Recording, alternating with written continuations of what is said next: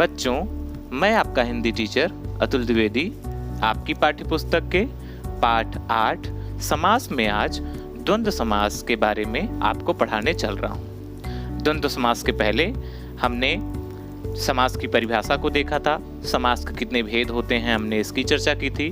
अव्ययी भाव समास, तत्पुरुष समास की भी हमने चर्चा की थी। आज हम द्वंद्व समास के बारे में पढ़ेंगे। तो बच्चों, आइए जाने द्वंद्व समास क्या होता है। द्वंद्व समास में पहला और दूसरा दोनों पद प्रधान होते हैं। मतलब जिस समास में पूर्व पद और उत्तर पद दोनों ही प्रधान हो, अर्थात अर्थ की दृष्टि से दोनों का स्वतंत्र अस्तित्व हो, उनके मध्य संयोजक शब्द का लोप हो, तो द्वंद्व समास वहां पे कहलाता है। जैसे प्रस्तुत उदाहरण में आपकी पाठ्य पुस्तक में दिया गया है, दिन रात, दिन और रात। समस्त पद क्या है? दिन रात, और विग्रह करने पे दिन और रात। तो ये जो और आ रहा है यह योजक चिन्ह है। इसी तरह से दूसरा उदाहरण है सुख दुख, इसमें है सुख और दुख। तीसरा उदाहरण है हानि लाभ, विग्रह इसका करने पे होता है हानि और लाभ। चौथा उदाहरण है माता पिता, इसका विग्रह करने पे यह प्राप्त होता है माता और पिता। बच्चों, इन सब के अलावा अब हम बहुव्रीहि समास की चर्चा करेंगे। तो आइए बहुव्रीहि समास को देखें कि बहुव्रीहि समास किसे कहते हैं। बहुव्रीहि समास में न पहला पद प्रधान होता है और न दूसरा, दोनों पद मिलकर किसी तीसरे पद की ओर संकेत करते हैं। अर्थात जिस समास में दोनों पदों के माध्यम से एक तीसरे अर्थात विशेष अर्थ का बोध होता है, बहुव्रीहि समास कहलाता है। जैसे उदाहरण देखें, शब्द है दशानन, इसका विग्रह करने पे प्राप्त होता है कि 10 आननों, यानी कि मुख वाला। 10 आनन मुख वाला, अर्थात ये किसी तीसरे का बोधक हो रहा है। 10 सिर वाला कौन है या 10 मुख वाला कौन है? अर्थात रावण। मतलब दशानन से तात्पर्य, दशानन शब्द से तात्पर्य है रावण। एक दंत, एक दंत का अर्थ है एक दांत वाला। अब हमें यह सोचना है कि एक दांत किसका है? तो एक दांत भगवान गणेश का है, तो हम एक दंत से तात्पर्य भगवान गणेश से लगाते हैं।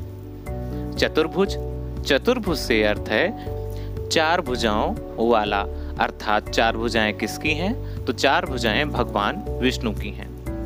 वहीं अगला उदाहरण है गोपाल। गोपाल का शाब्दिक जो अर्थ है वह है गाय पालने वाला।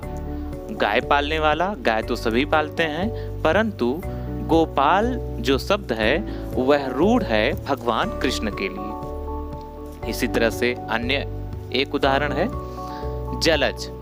जलज का अर्थ है जल में उत्पन्न होने वाला। इसका शाब्दिक अर्थ ये है, जल में तो बहुत सी चीजें उत्पन्न होती हैं, परंतु जलज शब्द कमल के लिए रूढ़ है। तो जलज से तात्पर्य इसका समास विग्रह होगा जल में उत्पन्न होने वाला, अर्थात कमल।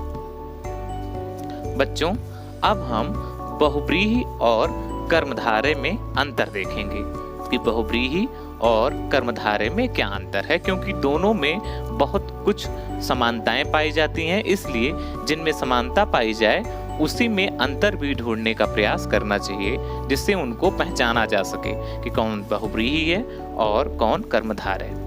बच्चों, कर्मधारय में पहला पद विशेषण या उपमान होता है और दूसरा पद विशेष या उपमेय प्रधान होता है।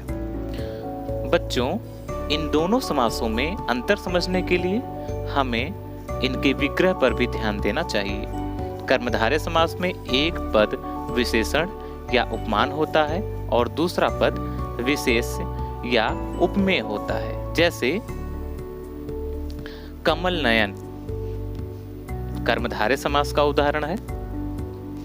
कमल नयन यानी कि जो नयन है उसकी विशेषता यह है कि वह कमलवत है, यानी कि जो नयन है वह कमल की तरह है।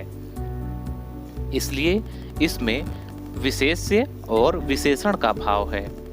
इसी तरह से इसका एक दूसरी तरह से भी विग्रह होगा।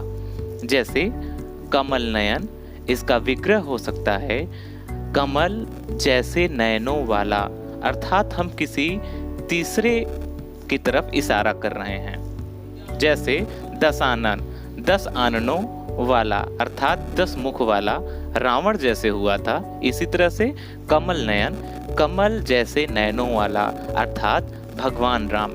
यहाँ पे बहुव्रीहि होगा। लेकिन जब कमल नयन कमल के समान नयन होगा तो वहां पे कर्मधारय हो जाएगा। तो बच्चों, आइए एक नजर में देखें कि अभी तक हमने इस पाठ से हमने क्या सीखा या हमने इस पाठ के बारे में क्या जाना। हमने जाना कि 2 या 2 से अधिक शब्दों के समूह को एक संक्षिप्त शब्द बनाना समास कहलाता है। संक्षिप्त शब्द को हम समस्त पद कहते हैं। समस्त पद को तोड़कर फिर से खोलना समास विग्रह कहलाता है। समास के 4 भेद होते हैं: अव्ययी भाव समास, तत्पुरुष समास, द्वंद्व समास और बहुव्रीहि समास। अव्ययी भाव समास में पहला पद प्रधान होता है, इसका समस्त पद अव्यय होता है। तत्पुरुष समास का दूसरा पद प्रधान होता है। तत्पुरुष के 3 भेद होते हैं: द्विगु समास, द्विग, कर्मधारय और न्याय। द्वंद्व समास में दोनों पद प्रधान होते हैं और बहुव्रीहि समास में दोनों पद मिलकर किसी तीसरे पद की ओर संकेत करते हैं। तो बच्चों, इस पाठ में अभी के लिए बस इतना ही। अगले वीडियो में हम इसी पाठ से संबंधित कुछ प्रश्न और उनके उत्तर लेकर के आपके लिए आएंगे। धन्यवाद।